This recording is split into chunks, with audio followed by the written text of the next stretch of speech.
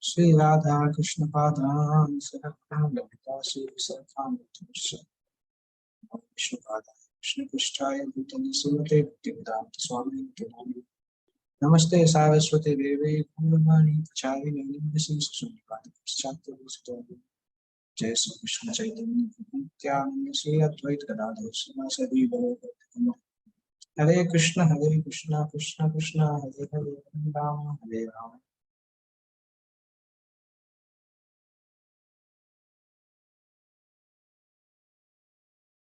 सो आज मैंने टॉपिक सोचा था, कल एक्चुअली मैं जब सुबह जब कर रहा था तब मुझे ये टॉपिक ध्यान आया, क्योंकि कुछ समय से मैं ऐसे में भागवतम का एक सेक्शन पढ़ रहा था और चैतन्य चैतन्य का एक सेक्शन पढ़ रहा था जिसमें जिसमें इस चीज का वर्णन आता है कि अगर कोई कोई जमीन, कुछ जमीन होती है जिनको बोलते हैं उपजाऊ जमीन, और कुछ जमीनों को बोलते हैं बैरन लैंड। बैरन लैंड मतलब उसमें कुछ भी डालो कुछ उगता नहीं है। तो वहां पे प्रभुपाद बार बार बताते थे कि फर्टाइल लैंड का मतलब होता है कि उसके अंदर अगर आप कोई बीज डालेंगे तो बीज बहुत तेजी से ग्रो करता है। तो उसकी तुलना प्रभुपाद जी करते हैं भक्ति से, भक्ति लता बीज से, कि एक साधक के अंदर कुछ रिक्वायर्ड क्वालिटी होती है। अगर वो भक्ति लता बीज को अच्छे से ग्रो करना चाहता है, तो अगर उसका हृदय और उसका माइंड सेट कुछ पर्टिकुलर तरीके से सेट है, तो उसको फेवर करता है उस भक्ति लता को बढ़ने के लिए। तो उससे मुझे टॉपिक ध्यान आया, making making our heart the favourable ground to receive Krishna. क्योंकि हम देखते हैं कि कृष्णा कॉन्शियसनेस प्रैक्टिस बहुत सारे भक्त करते हैं और सभी लोग प्रयास करते हैं और अ, भक्ति में किसी न किसी स्तर पर रहते हैं, परंतु उसके बाद भी एक चीज देखी जाती है कि कई बार प्रैक्टिस करते करते हम उस स्टेज पे नहीं पहुंच पाते हैं जिसका हमें आशा होता है, या शास्त्रों में जो चीजें हम पढ़ते हैं वो चीजें हमें अपनी लाइफ में उस लेवल पे होती नहीं दिखती। तो मन में कई बार प्रश्न आता है कि क्यों नहीं हो रहा है।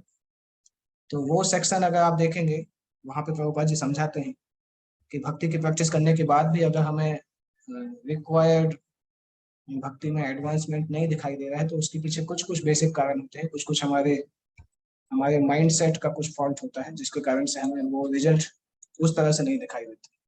और उसको प्रभुपाद जी एक तात्पर्य में समझाते हैं सेकंड कैंटो के दूसरे कैंटो के तीसरे अध्याय में। और उसी चीज को चैतन्य महाप्रभु श्री रूप गोस्वामी को भी समझाते हैं जब वो श्री रूप गोस्वामी को शिक्षा प्रदान करते हैं। तो मैंने यही सोचा कि ये दोनों सेक्शन हम हम थोड़ा डिस्कस कर सकते हैं। तो ये दूसरे स्कंद का तीसरे अध्याय का 24वां श्लोक है, जहाँ पे सुखदेव गोस्वामी बता रहे हैं। ये श्लोक में पढ़ता हूँ, उसके बाद हम इस श्लोक को डिस्कस करेंगे और उसके बाद फिर हम चैतन्य महाप्रभु का जो डिस्कशन है। तो ये श्लोक इस प्रकार से है। तदस्मसारं हृदयं बतेदं यत्कृह्यमाणैः हरिनामधेये न विक्रियेताथ यदा विकारो नेत्रे जलम गात्र रुहे सुहर्षः। मैं आप लोगों को भी सजेस्ट करूंगा कि ये श्लोक और इसका तात्पर्य पढ़िएगा क्लास के बाद। 2.3.24 श्रीमद् भागवतम दूसरा स्कंद तीसरा अध्याय 24वां श्लोक। इसमें बता रहा है तद अस्मसारम हृदय बतेद यद गृह्यमाणे हरि नाम ध्येय। जब अगर कोई व्यक्ति भगवान का नाम ध्यान से करता है, हरि नाम ध्येय, ध्येय मतलब हरि नाम को ध्यान से करता है, स्वीकार करता है, परंतु गृह्यमाण तद अस्मसार, परंतु हरि नाम को ध्यान से करने के बाद भी उसके हृदय में भाव नहीं आता है, फीलिंग्स नहीं आती। न विक्रिय तात तत् यदा विकार, भगवान का नाम लेने के बाद जो ट्रांसफॉर्मेशन आना चाहिए या जो एक्सटेसी फील होनी चाहिए वो फील नहीं होता है। और नेत्र जलम गात्र वहे सुहंस, आंखों से आंसू भी नहीं आते हैं। और hairs hairs standing on and, जो जब व्यक्ति बहुत खुश होता है तो उसके शरीर के बाल खड़े हो जाते हैं उत्सुकता में। तो अगर कोई भगवान नाम का ध्यान से जप कर रहा है और उसके साथ ये सब नहीं हो रहा है, उसका उसको एक्सटेसी फील नहीं हो रही है, या उसकी आंखों से आंसू नहीं आ रहे हैं, या उसके उसके हर्ष के कारण उसके शरीर के बाल खड़े नहीं हो रहे हैं, तो उसका क्या कारण है? अस्मसारम हृदय। उसका हृदय जो है, सुखदेव गोस्वामी बताते हैं, उसके बाद प्रभुपाद समझाते हैं, उसका हृदय ये समझना चाहिए स्टील फ्रेम्ड। स्टील फ्रेम्ड यहाँ पे लिखा है, कुछ जगह पे ऐसा लिखा है पत्थर का हृदय। मतलब बोलने का मतलब है कि उसका हृदय बहुत कठोर है, क्योंकि भगवान का नाम इतना इस तरह से है कि वो चीजों को निर्मल कर देता है। परंतु अगर किसी के हृदय में ये फीलिंग नहीं आ रही, दैट मीन्स वो हृदय स्टील फ्रेम्ड है। तो यहाँ पे ये जानना जरूरी है कि हृदय इतना कठोर कैसे हो जाता है कि उसको हरि नाम का प्रभाव उसको अफेक्ट होने में समय लगने लगता है। ऑब्वियसली ऐसा नहीं है कि कभी भी प्रभाव नहीं होगा, हरि नाम का प्रभाव होगा, परंतु उसका समय ज्यादा लग सकता है, और वो ही इसमें वर्णन किया गया है। और हम देखते हैं तो हम सभी का हालत तो ऐसे है, हम में से मुझे तो नहीं लगता कि कोई ऐसा व्यक्ति है जो मतलब भगवान का भी नाम का जप कर रहे हैं तो आंखों से आंसू आ रहे हैं और शरीर अंग के बाल खड़े हो जा रहे हैं। एटलीस्ट मैं तो उस स्तर पे नहीं हूँ। मैं तो प्रयास करता हूँ कि 16 माला कैसे खत्म हो जाए, और खत्म करके थोड़ा शांति की फीलिंग होती है कि ठीक है आज का कोटा खत्म हो गया। तो दैट मीन्स हम सभी में जो भी साधन भक्त हैं उनका हृदय कहीं ना कहीं कठोर तो है, हृदय पूरी तरह से नरम नहीं हुआ है। हृदय अगर निर्मल हो जाता तो नाम के जप के प्रभाव दिखने लगता। तो ये स्टील फ्रेम्ड हार्ट किस कारण से हुआ है, वो प्रभुपाद पूरे तात्पर्य इसी के ऊपर आधारित है कि हमारा हृदय कठोर कैसे हो जाता है। प्रभुपाद तात्पर्य में लिखते हैं कि भगवत गीता श्रीमद् भागवतम के दूसरे स्कंद के शुरू के जो अध्याय है, इसमें भक्ति की प्रगति कैसे होती है उसको धीरे धीरे बताया गया है। जैसे सेकंड कैंटो के पहले अध्याय में बताया गया है कि भगवान के नाम और की भगवान के नाम का जप और कीर्तन उसको स्ट्रेस किया गया है। और फिर पहले अध्याय में ही बताया गया है कि परमात्मा परमात्मा पे कैसे ध्यान करते हैं, विराट रूप पे कैसे ध्यान करते हैं।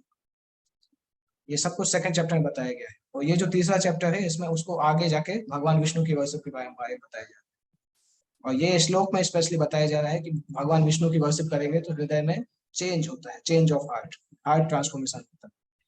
क्योंकि आध्यात्मिक संस्कृति जो है, पूरा आध्यात्मिक संस्कृति उसका मुख्य उद्देश्य ही है कि व्यक्ति के हृदय को ट्रांसफॉर्म करना। हृदय जो कि भौतिक चेतना में डूबा हुआ है उसको आध्यात्मिक चेतना तक लेके आना। और हृदय जो कि इस प्रकार से चेतना में है कि मैं सबका मालिक हूँ, उस चेतना से उसको भगवान के सेवक की चेतना में लेके आना। ये केवल ये उद्देश्य है, आध्यात्मिक कल्चर का यही उद्देश्य है। और वैदिक भक्ति जो हम करते हैं, भक्ति साधना भक्ति जो हम करते हैं, वो भक्ति का भी उद्देश्य ये होता है कि उस भक्ति को करने से हमें हृदय परिवर्तन होना चाहिए। क्योंकि ऐसा बोला जाता है, ऐसी आशा की जाती है कि अगर कोई साधना भक्ति अच्छे से करता है तो उसका हृदय परिवर्तित होगा। अगर ऐसा परिवर्तन नहीं हो रहा है तो उस हृदय को कठोर मानना चाहिए, क्योंकि वो नाम जप के कारण भी मेल्ट नहीं हो पा रहा। और हम ये जानते हैं कि हियरिंग और चैंटिंग दो ऐसी प्रोसेसेस हैं, भगवान के नाम का जप और कीर्तन दो ऐसी प्रोसेस हैं कि अगर कोई प्रॉपरली उसको करे तो ऑब्वियसली उसका हृदय परिवर्तित होगा, उसको एक्सटेसी फील होगी, कृष्ण प्रेम की फीलिंग होगी, आंखों से आंसू भी आएंगे और बाल भी खड़े होंगे शरीर के। ये सारे नेचुरल कॉन्सिक्वेंस, जैसे दवाई खाते हैं तो दवाई का असर नेचुरली होना है, तो अगर कोई प्रॉपरली नाम जप करेगा तो ये चीज नेचुरली आएंगी। और धीरे धीरे ये चीज हमें भाव की स्टेज तक ले जाएंगे, उसके बाद प्रेम की स्टेज तक ले जाएंगे। परंतु अगर ये प्रोसेस नहीं जा रही है लगातार नाम जप करने के बाद भी, तो एक ऐसी चीज है जिसके कारण से हृदय कठोर हो रहा है, जिसके कारण से इसका प्रभाव नहीं आ रहा। प्रभुपाद लिखते हैं, it is only due to offences only. केवल अपराध है जिसके कारण हृदय कठोर हो रहा है, जिसके कारण से नाम जप का प्रभाव पूरी तरह से दिखाई नहीं देता। जीव गोस्वामी सठ संदर्भ में इस वस्तु को स्ट्रेस करके बताते हैं कि अगर जब हम भगवान के नाम लेने का जब प्रारंभ कर रहे हैं, भगवान के नाम का जब प्रारंभ कर रहे हैं और बिगिनिंग अवस्था में है, तो अगर भक्त सावधान नहीं है 10 प्रकार के अपराधों से बचने में, नाम के जो 10 प्रकार के अपराध हैं उनसे बचने में सावधान नहीं है, तो ये जो बिगिनिंग में जो किया गया अपराध है ये हृदय को कठोर बना देता है। और फिर उस हृदय में फिर भगवान के लिए सेपरेशन की फीलिंग बहुत मुश्किल से आती है। व्यक्ति को कठिन लगता है भगवान के लिए सेपरेशन फील करना। और इसलिए विश्वनाथ चक्रवर्ती ठाकुर बहुत इन सब चीजों को बहुत डिस्कस करते हैं अपनी कमेंट्रीज के आधार पे, कि कभी कभी कुछ लोगों को ये चीज फील नहीं होती परंतु वो दिखाते हैं, परंतु उन लोगों को हम बोलते हैं प्राकृत सहजिया। वो लोग कोई सीरियस भक्त नहीं कहलाते, क्योंकि वो स्यूडो सिम्टम्स, एक तरफ उनके अंदर गलत आदतें भी होती है, दूसरी तरफ वो इस प्रकार के भक्ति के सिम्टम भी दिखाई जाते हैं। तो इस पूरी प्रोसेस को कैसे समराइज किया जा सकता है कि अगर कोई व्यक्ति इस प्रकार से प्रयास करे कि नाम, विशेष रूप से नाम अपराध जो होते हैं, विशेष रूप से अगर नाम अपराध के ऊपर ध्यान देता है और नाम के हर अपराध को अगर अवॉइड करने का प्रयास करता है, पहले अपराध से लेके 10वें अपराध तक, तो ये पॉसिबिलिटी है कि वो भक्त जो है नाम जप का जो प्रभाव है उसको, उसका नेचुरल सीक्वेंस उसके पास आएगा। नाम जप करते करते धीरे धीरे उसकी आंखों से आंसू आना चालू होंगे, सेपरेशन फील होना चालू होगा, वो नेचुरली होगा अगर वो इस चीज का प्रयास करता है। प्रभुपाद जी लिखते हैं कि जब कोई प्योर डिवोटी के साथ में रहता है और लगातार ये प्रयास करता रहता है तो ये निश्चित है, उतना ही निश्चित है जितना सुबह सूर्य का उगना। जिस प्रकार से सूरज का उगना श्योर है, उसी प्रकार से अगर कोई शुद्ध भक्त के संग में उसके निर्देश को पालन करते करते बिना अपराध किए नाम जप कर रहा है, तो इस बात की 100% गारंटी है कि उसका हृदय परिवर्तित होना ही है। तो एक चीज है जिसके कारण हृदय परिवर्तित नहीं हो रहा है, सबसे मेजर चीज नाम का अपराध। नाम अपराध कई बार भक्तों को याद नहीं रहता है, सामान्यतः सबसे पहले तो याद करना चाहिए और हर दिन कम से कम एक बार तो दोहराना चाहिए। तो 2 घंटे जो हम नाम जप करते हैं, परंतु 22 घंटे तो हम फ्री रहते हैं। और मेनली अपराध नाम जप के समय नहीं होते हैं, ज्यादातर अपराध जो होते हैं बाकी 22 घंटे में होते हैं। और उन अपराधों का क्यूमुलेटिव इफेक्ट जो है वो जब हम नाम जप करते हैं, जब साधना करते हैं, तब दिखाई देता है। तो ये बहुत बड़ा सीक्रेट है जो कि भक्त ध्यान नहीं देते हैं कि किस प्रकार से शुद्ध नाम तक पहुंचा जाए।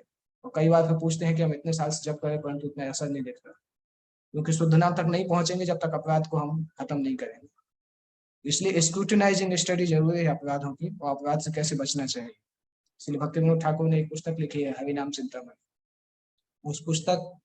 वो पुस्तक इसीलिए उन्होंने लिखी है, उसमें एक एक चैप्टर एक एक अपराध के बारे में, ये अपराध क्या कहलाता है, ये अपराध का इफेक्ट क्या होता है, इस अपराध से कैसे बचना चाहिए, इस अपराध का रिमेडी क्या है, अगर हमने अपराध किया है तो उसको कैसे दूर कर सकते हैं। उस पुस्तक में, पूरी पुस्तक में वो दिख दिया है। और ऑलमोस्ट एक अपराध का एक चैप्टर, मतलब 10 चैप्टर लगभग इसी के ऊपर फोकस है कि किस प्रकार से नाम अपराध से बचना है। तो ये तो प्रभुपाद जी ने सेकंड कैंटो में समझाया है। इसके बाद चैतन्य महाप्रभु जब रूप गोस्वामी को समझा रहे हैं, तो वहां पे चैतन्य महाप्रभु इस भक्ति लता बीज के बारे में बताते हैं। वहां पे भी बहुत कुछ सिमिलर डिस्क्रिप्शन है, परंतु चैतन्य महाप्रभु थोड़ा और डिटेल में बता रहे हैं। तो ये चैतन्य चरितामृत का सेक्शन है, मध्य लीला चैप्टर 19 टेक्स्ट 151, 19वें अध्याय, मध्य लीला 19वें अध्याय का 151 श्लोक से चैतन्य महाप्रभु इसके बारे में बताना चालू करते हैं। पहला श्लोक बहुत फेमस है, ब्रह्मांड भ्रमिते कौन भाग्यवान शिव, गुरु कृष्ण प्रसादे पाए भक्ति लता बीज। बहुत जो जीव हैं इस संसार में, जो आत्माएं हैं, भौतिक संसार की आत्माएं, बहुत सारे ब्रह्मांड, एक्चुअली अनलिमिटेड ब्रह्मांड होते हैं, और एक ब्रह्मांड में भी अनलिमिटेड जीव। तो एक जीव कितने ब्रह्मांड में घूम के, कोई भाग्यवान होता है जिसको गुरु और कृष्ण का आशीर्वाद मिलता है, उसके कारण उसको भक्ति लता बीज मिलता है। एक बार चैतन्य भागवत हम पढ़ रहे थे भक्ति प्रेम स्वामी महाराज के साथ, तो वहां पे चैतन्य भागवत में एक वर्णन आता है कि जो भी गंगा के किनारे जन्म लेते हैं बहुत फॉर्चुनेट होते हैं। तो मैंने महाराज से प्रश्न किया कि महाराज गंगा के किनारे तो बहुत लोग हैं, कितना बड़ा गंगा का किनारा है, कितनी सारी सिटी है, तो ये सभी के सभी फॉर्चुनेट हैं, इसको कैसे समझे। मैंने महाराज से प्रश्न किया क्लास के बाद। तो महाराज ने बोला आपको थोड़ा दूसरे नजरिए से देखना होगा। महाराज ने बोला इस ब्रह्मांड में कितने जीव हैं जो गंगा के किनारे रहते हैं। तब मुझे ध्यान आया कि हाँ, ब्रह्मांड के हिसाब से देखा जाए तो गंगा के किनारे रहने वाले बहुत कम लोग हैं। तो महाराज ने बोला उसी तरह से अगर आप देखेंगे तो आपको पता चलेगा कि गंगा के किनारे जिसका जन्म हुआ है वो अपने आप में सौभाग्यशाली। हालांकि बहुत सारे हैं, परंतु अगर आप पूरे संसार की जनसंख्या या पूरे ब्रह्मांड के जीवों के हिसाब से देखेंगे तो बहुत बहुत छोटा परसेंटेज है जो गंगा के किनारे रहता है। तब समझ में आता है कि कितना भाग्यशाली है। उसी तरह से यहाँ पे लिखा है, कोई अरबों लोगों में से कोई एक होता है जो कि इतना भाग्यशाली होता है कि उसको भक्ति लता बीज मिलता है। अभी ये प्रश्न आता है कि ये भक्ति लता बीज है क्या। भक्ति लता तो समझ में आया कि भक्ति का एक लता है, पेड़ के जैसा है, वो उसका बीज। तो ये हम अपने प्रैक्टिकल लाइफ में कैसे समझेंगे, प्रैक्टिकल लाइफ में भक्ति लता बीज क्या कहलाता है। इसलिए प्रभुपाद लिखते हैं नेक्टर ऑफ डिवोशन में, भक्ति रसामृत सिंधु की कमेंट में प्रभुपाद जी लिखते हैं कि भक्ति लता बीज का मतलब है आध्यात्मिक गुरु के द्वारा शिष्य को दिए गए मेथड्स, रूल्स एंड रेगुलेशंस, भक्ति करने की प्रक्रिया और रूल्स, भक्ति करने के डूज एंड डोंट्स, क्या करना चाहिए क्या नहीं करना चाहिए। ये जो है ये एक्चुअली भक्ति लता बीज है। तो गुरु के निर्देश के अंदर ही भक्ति लता बीज होता है। अगर गुरु के निर्देश का पालन कर रहे हैं ऑब्वियसली हम भक्ति लता बीज को डेवलप करने में मदद कर रहे हैं। तो उसमें प्रभुपाद जी समझाते भी हैं कि कभी कभी बहुत सारे लोग आके गुरु के पास बोलते हैं, गुरु महाराज मुझे कृपा दीजिए, मर्सी दीजिए। तो प्रभुपाद बताते हैं कि एक्चुअल गुरु की मर्सी यही कहलाती है, गुरु का जो निर्देश है वो उसकी कृपा है। आप जितना निर्देश पालन करेंगे कृपा उतनी मिलेगी। आपको बार बार आके मांगना नहीं पड़ेगा, क्योंकि आप जो वो चाहता है वो आप कर रहे हो तो अपने आप कृपा मिलेगी। तो प्रभुपाद बोलते हैं कि this is the mercy, if somebody follows the methods, rules and regulation of guru then he will get the mercy. तो चैतन्य महाप्रभु यहाँ पे बताते हैं कि ऐसे भाग्यशाली व्यक्ति को गुरु और कृष्ण की कृपा मिलती है। और इसका एक एग्जाम्पल हम देख सकते हैं नारद मुनि के लाइफ में। नारद मुनि अपने पिछले जीवन में एक नौकरानी के सेवक थे, सामान्य नौकरानी के सेवक थे। और उनकी माँ को केवल ये सौभाग्य मिला था कि उनको उनके पास जहाँ जहाँ पे वो सेवा करते थे उस घर में कोई वैष्णव आए थे। और जब वो वैष्णव वहां पे चातुर्मास के समय रुके थे तो उनकी माँ सेवा करती थी और इस बच्चे को भी सेवा में लगाया था। और बच्चे ने सेवा करते करते उनका रेमनेंट्स एक बार ग्रहण किया था। उनके निर्देश को पालन करने से, उनकी कृपा से धीरे धीरे नारद मुनि प्योर डिवोटी बन गए। और नारद मुनि कितने हाई प्योर डिवोटी बने, दुनिया में जितने प्योर डिवोटी हैं ऑलमोस्ट सभी के सभी उनके शिष्य हैं। तो प्रभुपाद लिख रहे हैं नारद मुनि के फुटस्टेप्स को फॉलो करते हुए ये कृष्ण भक्ति का आंदोलन इस पूरे मानव जाति को ये मौका दे रहा है कि वो भगवान कृष्ण के संपर्क में आए। अगर कोई भाग्यशाली है तो वो इस मूवमेंट के कांटेक्ट में आता है और उसका जीवन सफल हो जाता है, क्योंकि सारे जीवों के हृदय में ऑलरेडी भक्ति है। नित्य सिद्ध कृष्ण प्रेम साध्य करुणाए, श्रवणादि शुद्ध चित्ते कराए होता है।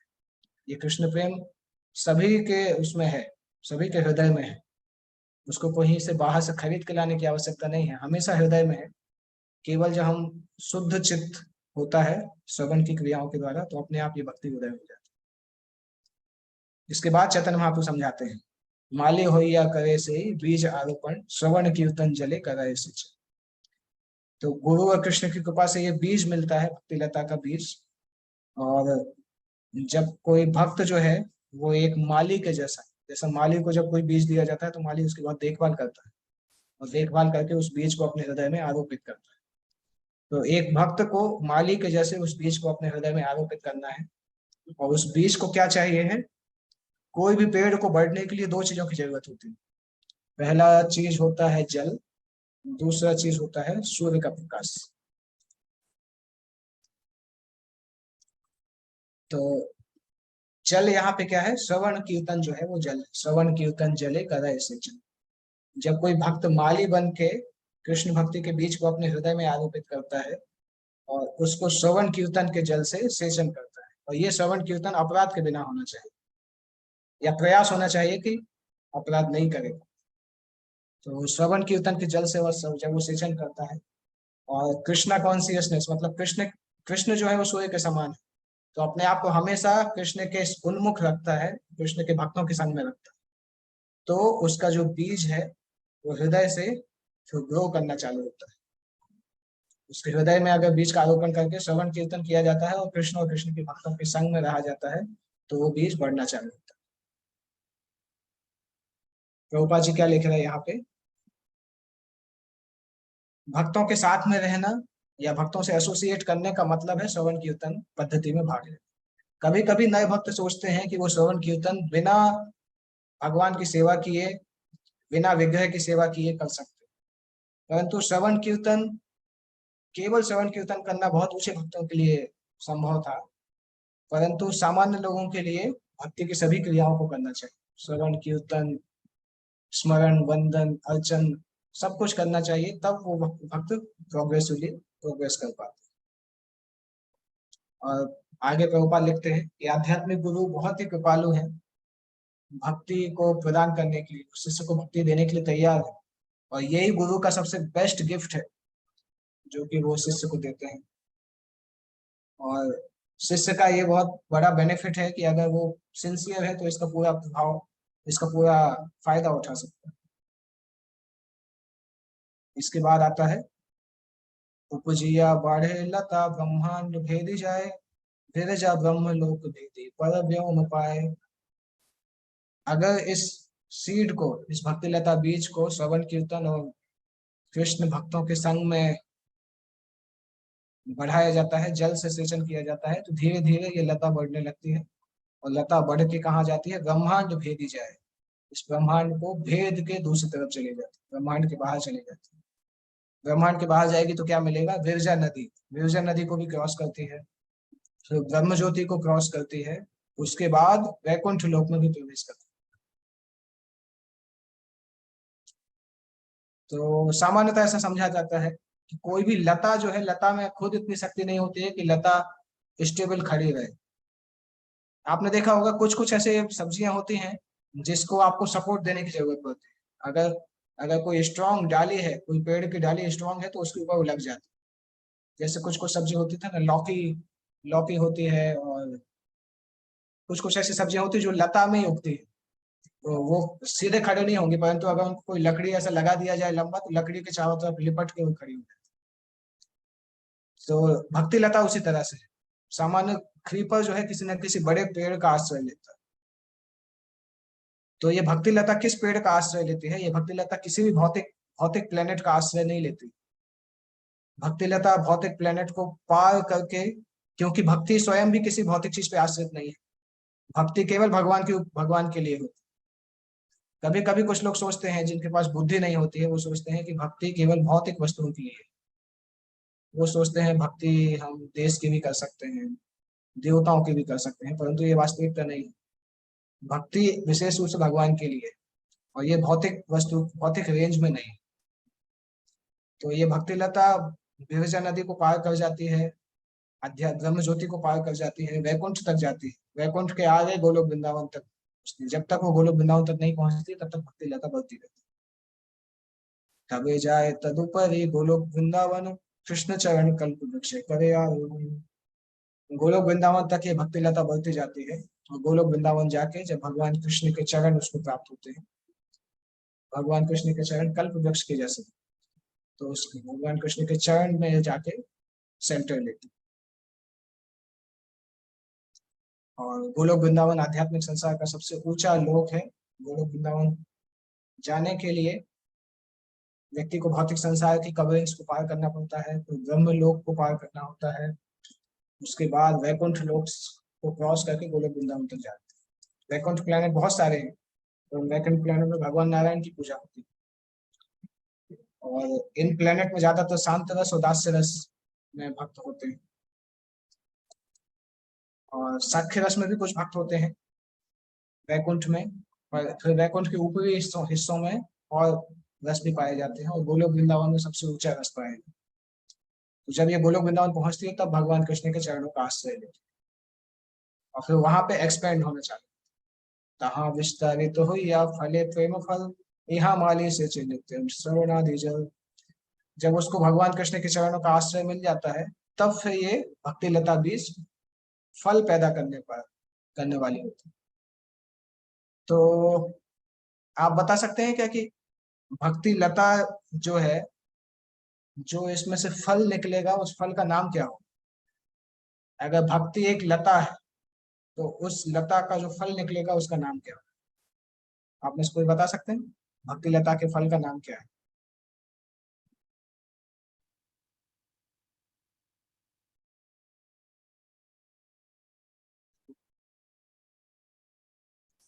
या शिवानंद तुमने सही आंसर दिया। अगर भक्ति लता है तो उसका फल जो है वो प्रेम होगा। यस, कौन बता रहा था? मनोज प्रभु। हाँ, सही आंसर। अगर भक्ति लता है तो उसका फल जो है वो प्रेम है। वो यहाँ पे लिखा है कि जब वो भक्ति लता कृष्ण के चरणों में पहुंचती है तो वहां पे जाके फल प्रदान करना चाहिए। और यहाँ पे क्योंकि माली जो है, जो साधक है, वो तो अभी भी भौतिक संसार में है। भले ही उसकी भक्ति लता भगवान के चरणों तक पहुंच गई है, परंतु वो तो अभी भी भौतिक संसार में है। और यहाँ पे वो माली अभी भी सींचता रहता है। माली अभी भी श्रवण कीर्तन जारी रहता है। दैट मीन्स कृष्ण के चरण में जाने के बाद भक्ति लता श्रवण कीर्तन बंद नहीं। एक्चुअली यही अंतर है भक्ति में और बाकी योग पद्धति में। क्योंकि बाकी योग पद्धति जो है उसमें आप एक बार आपने अपना स्थान प्राप्त कर लिया तो फिर प्रोसेस की जरूरत नहीं पड़ती। जैसे अष्टांग योग है, कर्म योग है, तो इसको आपने सिद्ध कर लिया तो प्रोसेस की जरूरत नहीं पड़ती। और भक्ति में साधना और साध्य दोनों सेम ही है। आप साधन भक्त है तब भी श्रवण कीर्तन करेंगे ड्यूटी के कारण, और जब शुद्ध भक्त बनेंगे तो आपको श्रवण कीर्तन इतना अच्छा लगेगा कि आप छोड़ नहीं पाएंगे। तो जो भक्ति लता है वो भगवान के चरणों तक पहुंच गई है। और माली जो है वो अभी भी भौतिक संसार में है और लगातार श्रवण कीर्तन करता जा। यदि वैष्णव अपराध उठे हाथी मता, उपाय रेवा छिंदे का सुखी जाए पाता। अगर कोई व्यक्ति श्रवण कीर्तन छोड़ देता है तो उसकी भक्ति लता सूखना चालू हो जाती है। और दूसरा, अगर कोई श्रवण कीर्तन करते करते वैष्णव के प्रति अपराध कर देता है, चाहे वो शुद्ध वैष्णव हो, चाहे मध्यम हो, चाहे नया, परंतु अगर वैष्णव के लिए अपराध कर देता है तो वो अपराध उसकी भक्ति में कुछ ना कुछ इफेक्ट करता है। हो सकता है अगर जैसे हम देखते हैं उदाहरण, ध्रुव जब भक्त नहीं थे तब उनकी माँ ने उनके लिए अपराध किया था, सुरुचि।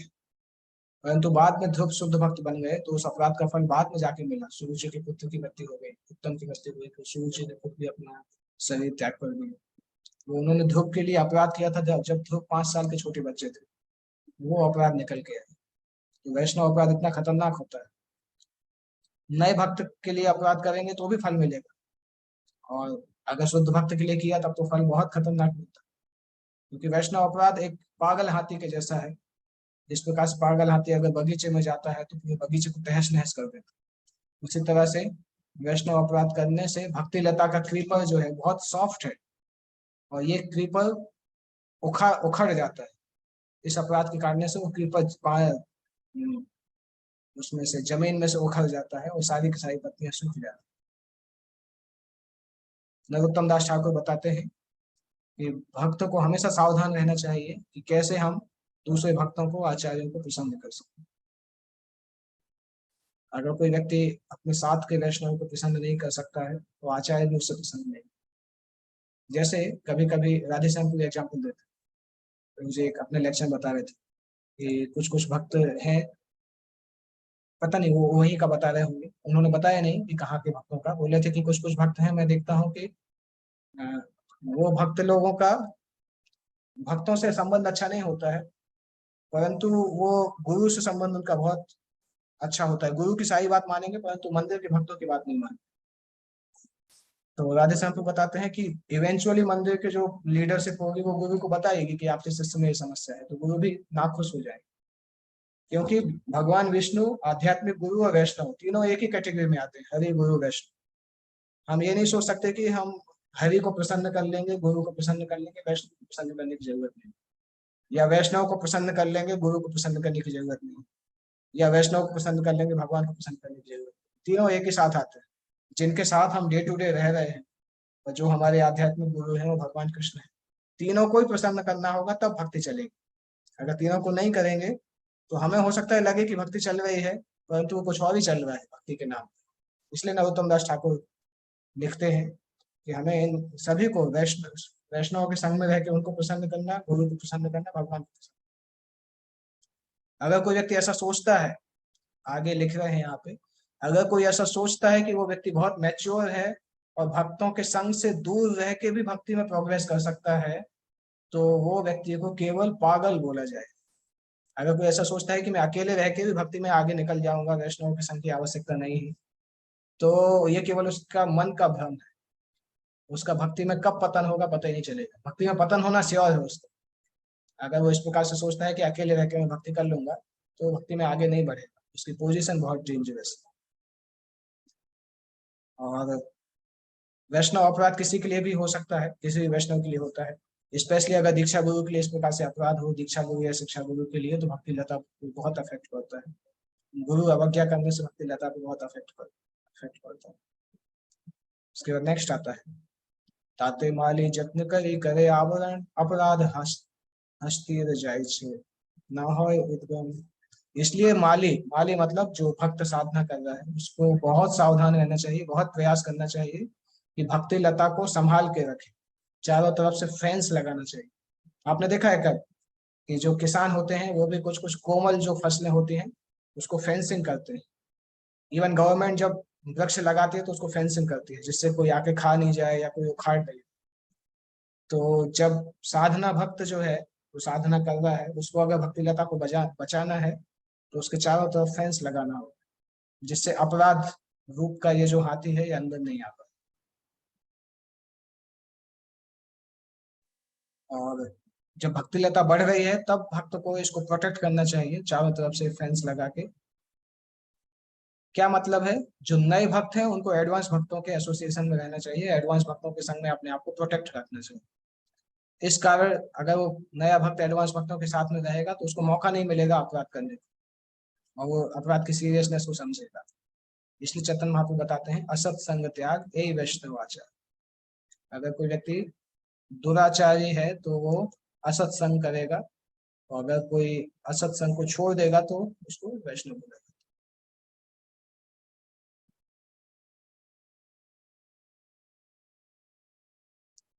ठीक, उसके बाद नेक्स्ट आता है कुछ और चीज। एक तो हमने देखा अपराध, जैसे भागवतम के श्लोक में हमने अपराध ही देखा था, यहाँ पे चैतन्य महाप्रभु ने अपराध बताया, अभी कुछ और चीजें भी बता रहे। किंतु यदि लता संगे उठे उपशाखा भुक्ति मुक्ति वांछा जत असंख्यता विलेखा। कभी कभी जब हम किसी पेड़ को पानी देते हैं, किसी लता को पानी देते हैं, तो उसके साथ साथ बगल में घास उग जाती है, या कुछ ऐसा पेड़ उगता है जो एकदम से वैसे ही दिखता है, लता जैसा दिखता है, और हम पानी देते रहते हैं, एक्चुअली लता को पानी नहीं मिलता है, वो पेड़ पानी ले लेके बढ़ता जाता है। उसको हिंदी में हम बोलते हैं खरपतवार, अनवांटेड अनवांटेड क्रीपर। उसकी आवश्यकता नहीं, उसको हमने उगाया नहीं है, परंतु पानी लेके वो ज्यादा तेजी से उड़ जाती है, तो अगर ध्यान नहीं दिया जाए तो वो जो खरपतवार है वो मेन लता को खा जाता है, मेन लता की फिर प्रोग्रेस नहीं होती है और खरपतवार की प्रोग्रेस होती है। तो समटाइम्स अनवांटेड क्रीपर्स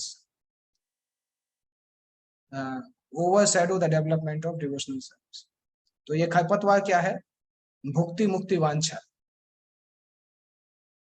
भुक्ति की वांछा मतलब भौतिक सुख प्राप्त करने की इच्छा, और भौतिक सुख से मुक्ति, भौतिक संसार से मुक्ति की इच्छा। भुक्ति और मुक्ति, ये दोनों की दोनों इच्छाएं जो हैं, ये भक्ति लता के अनुकूल नहीं।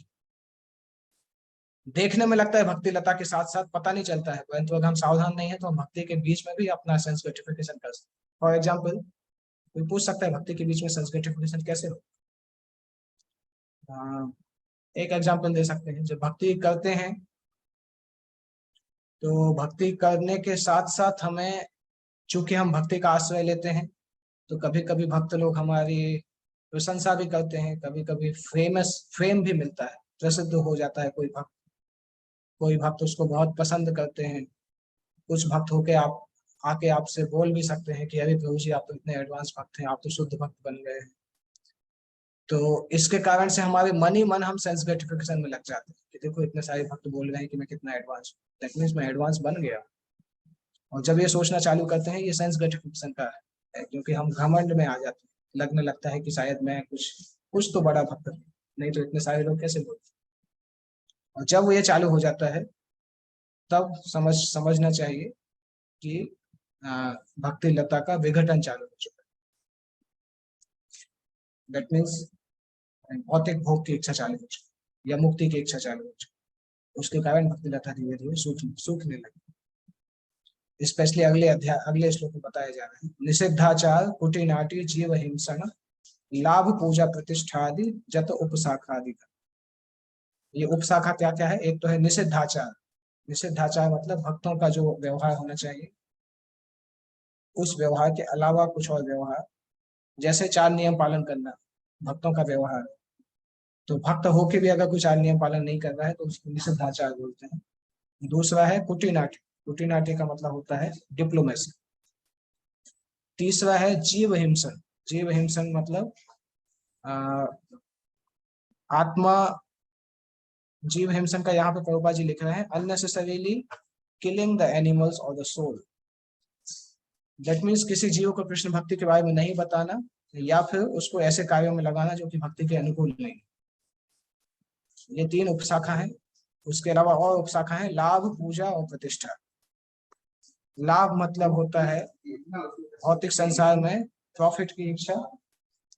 पूजा का मतलब होता है लोगों के द्वारा अ, लोगों के द्वारा सम्मानित होने की इच्छा। प्रतिष्ठा का मतलब होता है भौतिक संसार में फेमस होने की इच्छा। तो ये 3 इच्छाएं जो हैं ये भक्ति की कृपा को खा लेती, खत्म कर देती। लाभ की इच्छा मतलब कि हमें कोई मटेरियल गेन की आवश्यकता है। पूजा की इच्छा मतलब हम लोगों से सम्मान प्राप्त करना चाहते हैं। और प्रतिष्ठा मतलब भौतिक संसार में प्रसिद्ध बनना चाहते हैं। अगर ये 3 इच्छाएं होंगी तो ये भक्ति की उपशाखा है, चैतन्य महाप्रभु यहाँ बता रहे हैं। और इसको हम जितना जितना पानी देंगे, मतलब जितना इसको सपोर्ट करेंगे, उतना भक्ति लता सूखती जाएगी और ये इच्छाएं बढ़ती जाएगी।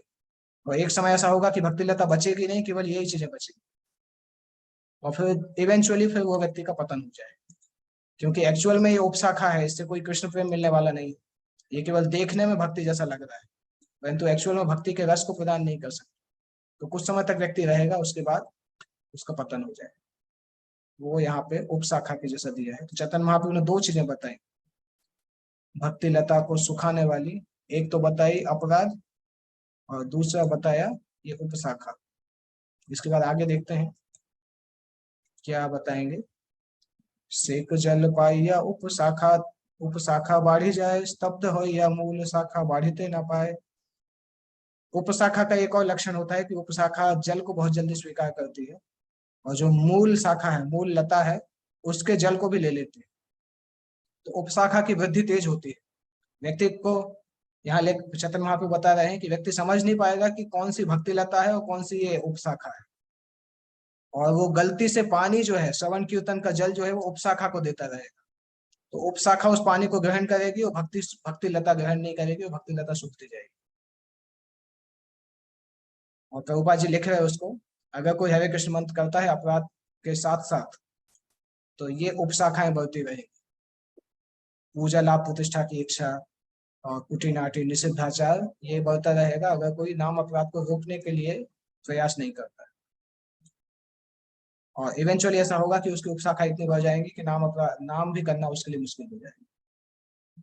तो यहाँ पर भक्ति सिद्धांत सरस्वती ठाकुर को प्रभुपाद ने कोट किया है। कोई व्यक्ति अगर नाम जप और श्रवण और कीर्तन लगातार करता जाता है, परंतु अपराधों से दूर होने की प्रयास नहीं करता है, तो धीरे धीरे वो भौतिक भोग के लिए आसक्त होना चालू हो जाता है, क्योंकि वो अपराधों को हटाने का प्रयास नहीं करता। भक्ति सिद्धांत सरस्वती ठाकुर उसमें लिख रहे।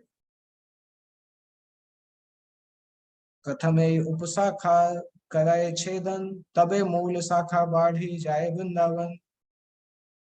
सबसे पहले जो माली है, माली मतलब साधन, साधन भक्त, साधक, तो सबसे पहले उसको इस उपशाखा को निकाल के, जड़ से निकाल के बाहर फेंकना होगा। जब वो इस उपशाखा को निकाल के फेंकेगा, उसके बाद जब वो श्रवण कीर्तन का जल देगा, तब मूल शाखा बढ़ेगी, और मूल शाखा बढ़ के वृंदावन तक पहुंच पाएगी। और प्रभुपाद लिखते हैं यहाँ पे कि अगर कोई इस उपशाखा से आकर्षित हो जाता है, तो वो भगवत धाम जाने के लिए प्रोग्रेस नहीं कर पाए, वो इसी भौतिक संसार में रहेगा और सोचेगा कि वो भक्ति कर रहा है, परंतु भक्ति के नाम पे कुछ और करेगा। और इवेंचुअली ऐसा व्यक्ति हो सकता है स्वर्ग लोक तक जाएगा, परंतु भौतिक संसार से बाहर नहीं जाता है। इसके आगे चैतन्य महाप्रभु बताते हैं कि अगर सही तरीके से श्रवण कीर्तन किया जाए, तो कृष्ण के चरणों में जो भक्ति लता पहुंच जाती है, वहां से प्रेम फल प्रदान करती है, और प्रेम का फल पकता जाता है और नीचे गिरता है। नीचे गिरता है तो जो माली है, जो भक्त भगवान का नाम ले रहा है, वो इस फल को प्राप्त करता है, कृष्ण प्रेम के फल को प्राप्त करता है, और इवेंचुअली वो भक्त जो है गोलोक वृंदावन पहुंच जाता है। और गोलोक वृंदावन पहुंचने के बाद वो भक्त भगवान के चरणों की सेवा करता है, जिसको कल्प वृक्ष के जैसा माना जाता है, और लगातार उसको ये कृष्ण प्रेम के फल मिलते रहेंगे, और कृष्ण प्रेम के फल को पाके वो एटर्नली हैप्पी बना रहता है। और लास्ट में चैतन्य महाप्रभु बता रहे हैं, यही था परम फल परम पुरुषार्थ, जार आगे तृण तुल्य चारि पुरुषार्थ। ये कृष्ण प्रेम का जो फल है, ये इस संसार का सबसे ऊंचा उपलब्धि है। और इसमें लिख रहे हैं जार आगे तृण तुल्य, इसके आगे अगर आप देखें तो धर्म अर्थ काम और मोक्ष, ये चार पुरुषार्थ जो है ये धूल के टुकड़े के जैसे। तृण तुल्य का मतलब धूल के कण के जैसे। कृष्ण प्रेम के आगे अगर ये धर्म अर्थ काम मोक्ष को देखेंगे तो ये धूल के जैसे, भक्त उसकी परवाह ही नहीं करता।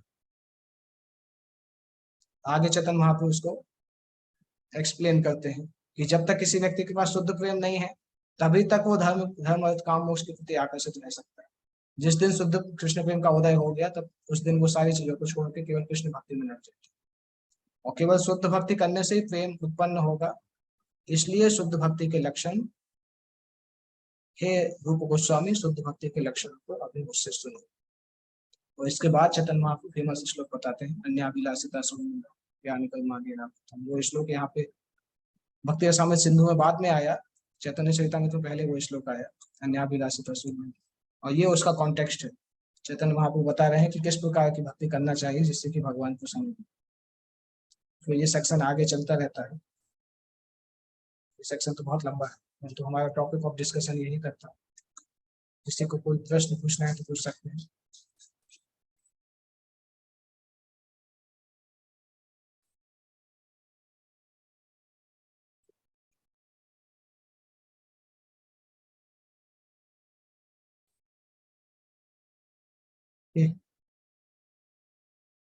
आपको कुछ प्रश्न है तो सुंदर विधाई लाल जी?